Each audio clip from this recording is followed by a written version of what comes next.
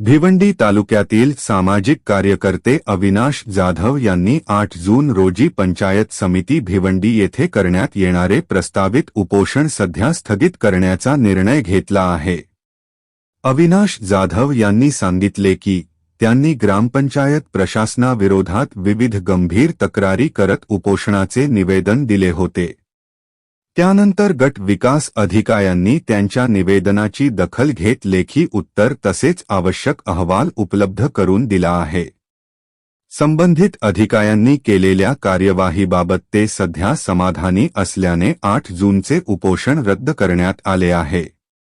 मात्र गावातील विकासकामांमध्ये मोठ्या प्रमाणात आर्थिक गैरव्यवहार झाल्याचा आरोप त्यांनी कायम ठेवला आहे। विशेषतः पुंडाश गावात दलित वस्ती विकासासाठी मंजूर करण्यात आलेल्या निधीमध्ये गैरप्रकार झाल्याचा गंभीर आरोप त्यांनी केला आहे।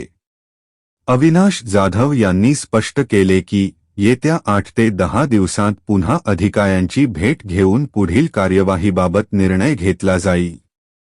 समाधानकारक कार्यवाही झाली नाही तर पुढील आंदोलनाची दिशा जाहीर करण्यात येईल, असेही त्यांनी सांगितले। यावेळी त्यांच्यासोबत ग्रामपंचायतीचे माजी सदस्य भीमराव जाधव, संतोष जाधव आणि किरण भोईर उपस्थित होते।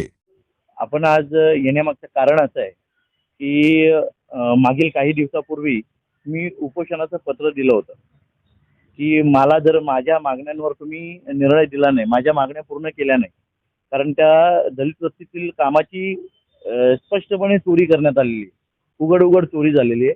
त्या अनुषंगाने मी त्यांना वारंवार पत्रव्यवहार करून तसे त्यांना पुरावे देऊन आणि त्यांच्या निदर्शनास आणून दिलं होतं। त्याच्यानंतर माझ्या ज्या मागण्या होत्या त्या मागण्या मी स्पष्ट केल्या होत्या। त्या जर मागण्या पूर्ण झाल्या नाही तर येत्या 8/6/2025 मी पंचायत समितीच्या गेटसमोर उपोषणाला बसेन, असं मी त्यांना पत्र दिलं होतं। त्या अनुषंगाने त्यांनी आज रोजी आम्हाला बोलावून सदरील माझ्या उपोषणाच्या पत्राला त्यांनी उत्तरही दिलेले व त्याचा अहवालही दिलेला आहे। त्यामध्ये त्यांनी स्पष्ट केलेले की आम्ही त्यांनी जे पुरावे दिलेले आहेत, ज्यांनी त्यांच्या वस्तीमध्ये काम केलंय त्या ठेकेदारांनी ग्रामपंचायत बॉडीनी जे काही पुरावे दिलेले आहेत त्याच्या आणि संबंधित सातबाराधारक यांनी जे काही पुरावे दिलेत आणि त्यांच्या अगेन्स्ट त्यांना दिलेले आम्ही पुरावे यांचा सगळ्यांचा अभ्यास करून त्यांनी जो काही अहवाल तयार केलेला आहे तो अहवाल आम्हाला मान्य आहे। त्या अनुषंगाने आम्ही आमचा जो उपोषणाचा जो दिवस आम्ही नेमला होता 8/6/2025 तो आम्ही पुढे ढकललेला आहे। कारण त्यानंतरच्या ज्या काही कायदेशीर बाबी आहेत, जे लोक यामध्ये चुकीचे आहेत, गुन्हेगार आहेत, त्यांच्यावर जी काही प्रक्रिया पुढे ते लोक करणार आहेत कायदेशीररित्या, त्या प्रक्रियेला जो काही वेळ जाणार आहे, कालावधी जाणार आहे तो निश्चित नाही आहे। त्याच्यामुळे एक 8-10 दिवसानंतर आम्ही पुन्हा एकदा येऊन भेटणार आहोत। त्या भेटीमध्ये आम्हाला आणखी काही ते लोक निदर्शनास आणून देतील की आम्ही कुठपर्यंत पोहोचलोय, कोणावर काय कार्यवाही केलेली आहे त्याचाही अहवाल आम्हाला ते सादर करतील। त्या अनुषंगाने आम्ही आज त्यांना भेटायला आलो होतो। त्यांनी आम्हाला समाधानकारक उत्तर दिलेलं आहे। आपल्या मागण्या काय होत्या? आपल्या सदरील मागण्या होत्या, उपोषणाच्या मागण्या ज्या होत्या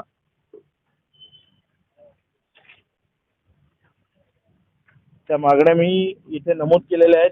झालेल्या भ्रष्टाचाराची चौकशी करून दोषीवर तात्काळ गुन्हा दाखल करावे। दलित वस्तीमध्ये मंजूर निधीचा भ्रष्टाचार, निधी संबंधित अधिकारी यांच्या पगारातून वसूल करावा।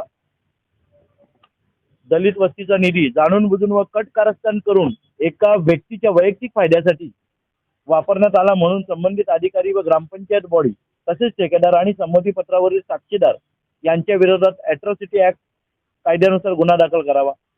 समाज कल्याण मार्फत देण्यात येण्यात आलेल्या नियम व शर्तींचं उल्लंघन करून त्या पायदळी तुडवून शासनाचा अवमान व अपमान केलेला आहे, त्याबाबत दोषी विरोधात गुन्हा दाखल करण्यात यावा। जे कोणी दोषी आहेत त्यांच्या विरोधात, ठेकेदाराचे विरोधात कार्यवाही करून त्यांचं नाव काळ्या यादीत घोषित करण्यात यावं, कारण ते पूर्णपणे चुकीचं काम केलेलं आहे म्हणून। शासकीय निधीचा वापर ग्रामपंचायतीच्या जागेऐवजी खाजगी जागेवर केले म्हणून कलम 406, 409 व 420 प्रमाणे गुन्हा दाखल करण्यात यावा, ही माझी मागणी आहे।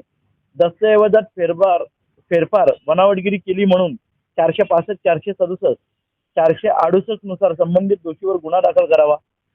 महाराष्ट्र प्रादेशिक व नगररत्न अधिनियम 1966 MRTP ऍक्ट नुसार ते बांधकाम अनधिकृत ठरते, कारण त्यांनी ते खाजगी जागेत केलेलं आहे. म्हणून त्यामुळे MRTP ऍक्टच्या कलमाखाली कारवाई करून ते बांधकाम काढून टाकावे, ही माझी मागणी आहे. जमीन मालकाने संगनमताने हा प्रकार केलेला आहे, म्हणून कलम 120 ब IPC 61 BNS यानुसार संबंधितांवर गुन्हा दाखल करण्यात यावा. म्हणजे जमीन मालकांनी त्यांच्याशी संगनमत करून आणि ते काम तिथे केलेलं आहे, म्हणून त्यांच्यावर गुन्हे दाखल व्हावेत, ही माझी मागणी आहे. संबंधित सातबाराधारक आपल्या अध्यक्षतेखाली कार्यरत असलेली शेलार ग्रामपंचायत येथे कर्मचारी असून त्यांनी शासकीय निधीचा गैरवापर, पेपर दस्तावेज फेरफार, बनावटगिरी केली म्हणून त्याची तात्काळ बडतर्फाची कारवाई करावी. अशा आणखी काही मागण्या आहेत माझ्या. त्यामध्ये त्यांनी आपल्याला समाधानकारक उत्तर दिलेले आणि त्यांचा अहवाल मी वाचनही केला. त्यामध्ये त्यांनी स्पष्टपणे जे दोषी आहेत त्यांच्यावर ते कारवाई करण्याच्या तयारीत आहेत हे त्यांनी स्पष्ट केलेलं आहे. आणखी एक मुद्दा आपला असा की पुंडास अंतर्गत 2च अधिकृत दलित वस्ती आहेत ज्यांना सांकेतिक नंबर आहेत, आणि एक आहे कोयना आरळ जी गेल्या 30 ते 35 वर्षापासून त्याच्या पूर्वीपासून तिथे ती वसलेली आहे, आणि एक डॉक्टर BR आंबेडकर नगर ही 60 वर्षापूर्वीपासून तिथे वसलेली आहे. या दोन्ही वस्त्यांना सांकेतांक नंबर पडलेले आहेत, आणि जी राहिली बोगस वस्ती नारायण नगर त्याला आतापर्यंत कोणताही सांकेतांक नंबर नाही आहे, म्हणून ती वस्ती बनावट व बोगस आहे असं त्यांनी स्पष्ट केलेलं आहे आपल्याला.